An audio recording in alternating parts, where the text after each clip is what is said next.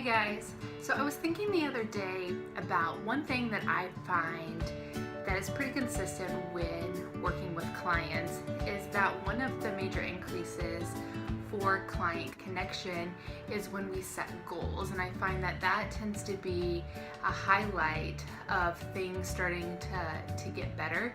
So I wanted to be able to share this tip with you that you could easily implement in your own relationship or if you're an individual in your own life. So the idea is that we slow ourselves down to focus on what isn't working well in my life that I'm having conflicts over. One that I hear often is, I feel like we're not meshing well sexually, or we're not having sex as frequently as I thought we would.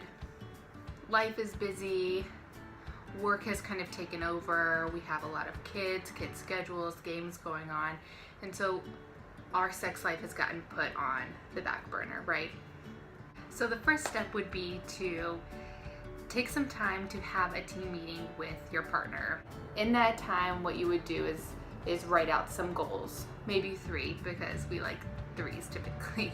So what isn't working well? Identify those areas, and then go back through those goal areas and ask yourself, what can we start doing to work towards those goals? So say it is the lack of sex that we're talking about, the lack of sexual intimacy.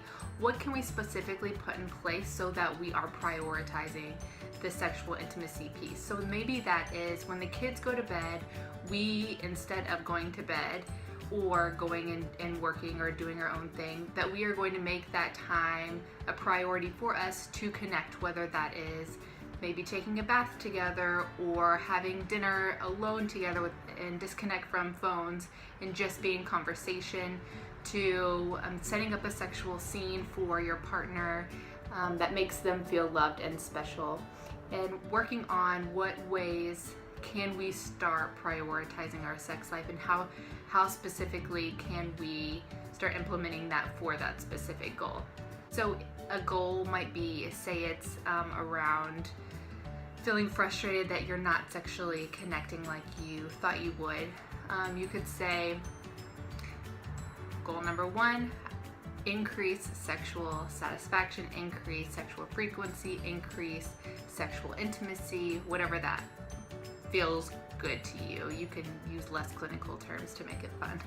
And then apply spending time twice a week in the evenings after kids go to bed to do something that is focused on us. Or once a month we're going to get away for the weekend. Maybe one of them is create this jar that I talked about in a different video, where you individually pull out something exciting that your partner wants to experiment or explore with sexually. Maybe it's buying something new, some kind of maybe lingerie or toy or oil or candles, or just mixing it up and going downtown and renting a hotel in the middle of the day. Something that it's just mixing it up, but you're prioritizing the sexual intimacy piece. And what does that look like for you all?